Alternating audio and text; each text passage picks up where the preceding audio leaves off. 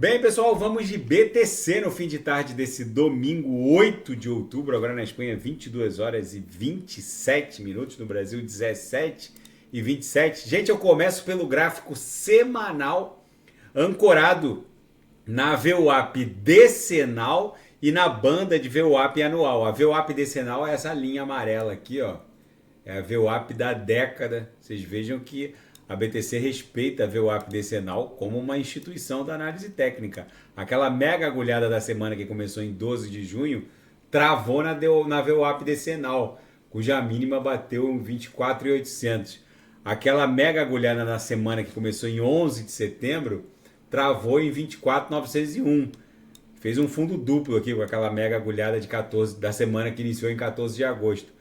Aí, desde então, a gente começou a desenhar uma sequência de candles compradores. Esse candle aqui no semanal, o desenho dele termina em poucas horas.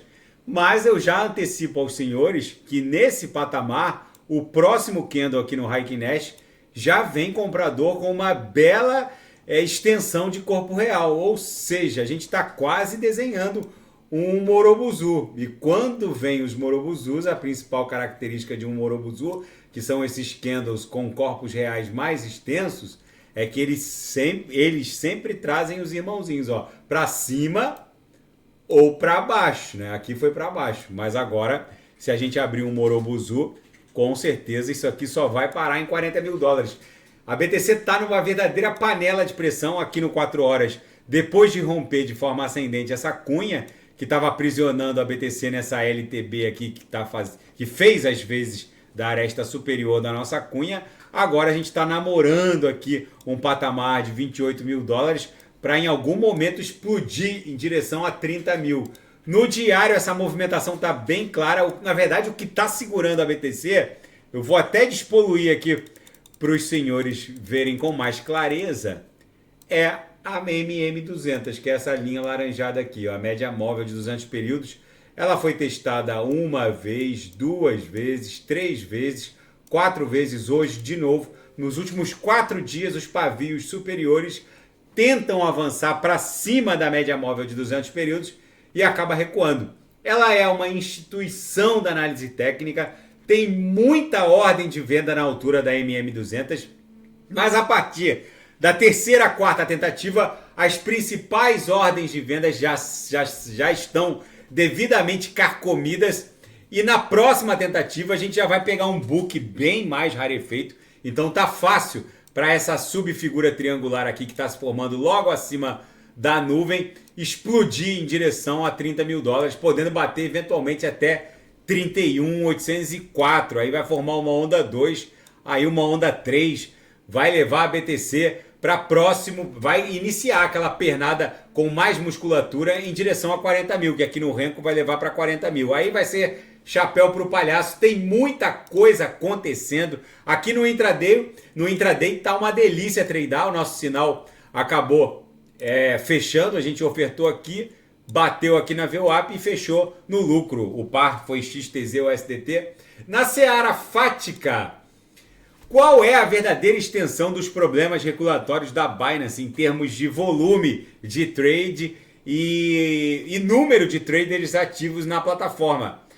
Desde que a SEC começou essa mega investida contra a Binance, não só contra a Binance, contra a Coinbase também, a BTC perdeu no mercado à vista, ela caiu de 38,5%, que era a fatia que ela detinha no mercado, para 34,3%.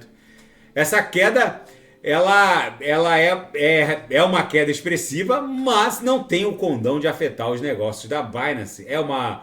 É efetivamente a maior holding de exchanges criptos, porque a Binance tem ela cria uma exchange para cada jurisdição. Para quem não sabe, tem a Binance Brasil, Binance US nos Estados Unidos, Binance Holanda, Binance Espanha.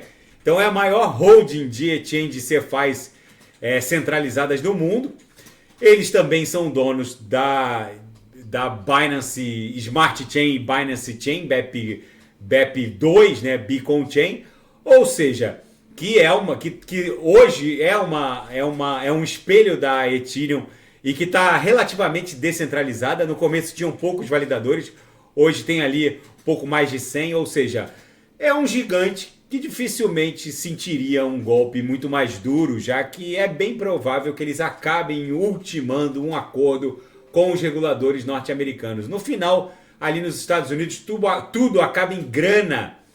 E o ataque do Hamas a Israel está despertando um interesse incomum em ouro, criptomoedas e outros ativos que não podem ser considerados exatamente totalmente seguros.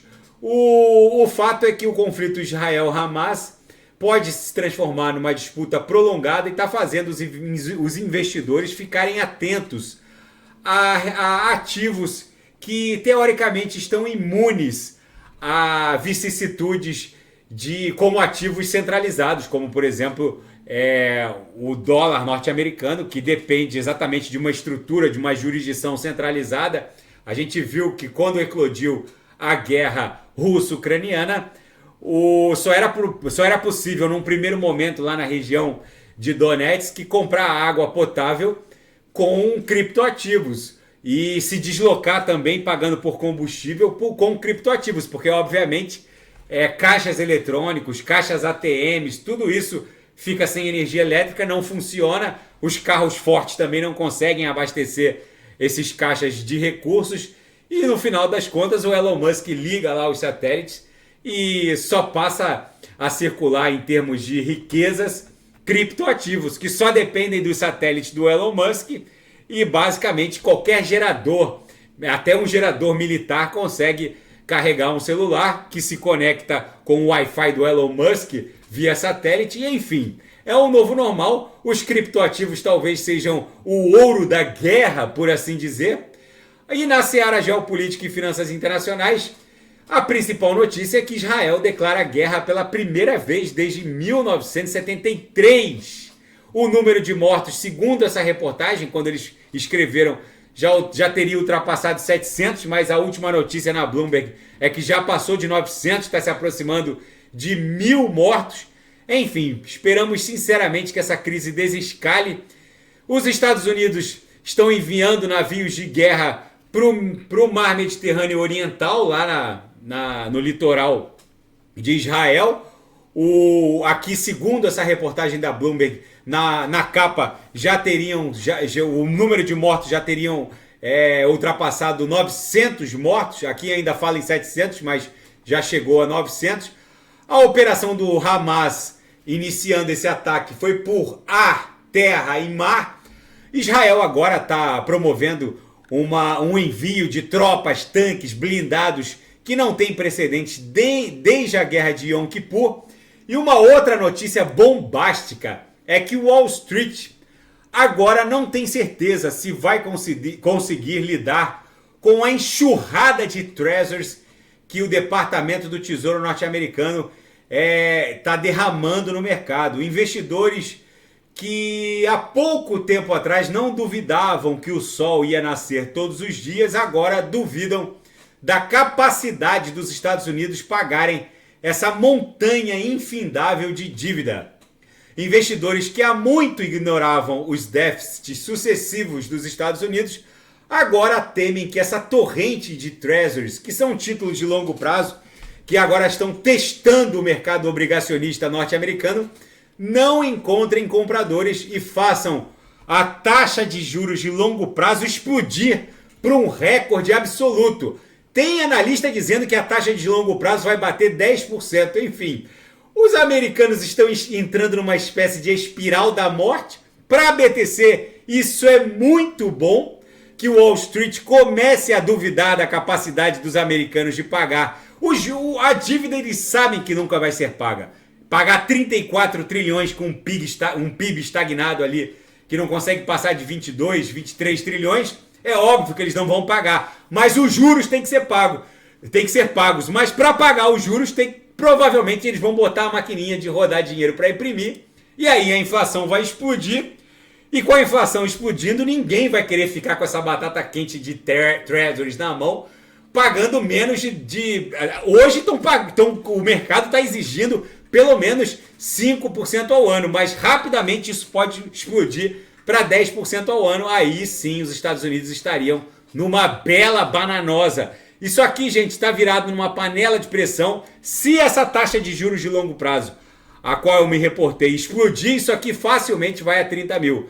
Tá bom, pessoal? Se nada fugir do script, eu volto a reportar amanhã a BTC. Eu vou fazer a análise da BTC amanhã. Qualquer movimentação mais brusca do mercado, eu volto a reportar a qualquer hora do dia ou da noite. Fiquem com Deus. E se nada fugir do script, eu volto amanhã com a própria BTC. Tá bom, pessoal? Nesse cenário apocalíptico Mad Max, é incrível a resiliência da BTC. Mesmo diante de futuros do Oriente Médio muito nervosos, a BTC está muito resiliente, como se fosse um hedge contra toda essa hecatombe nuclear que vai se desdobrando no cenário geopolítico internacional. Tá bom, pessoal? Até amanhã. Fiquem com Deus. Grande abraço.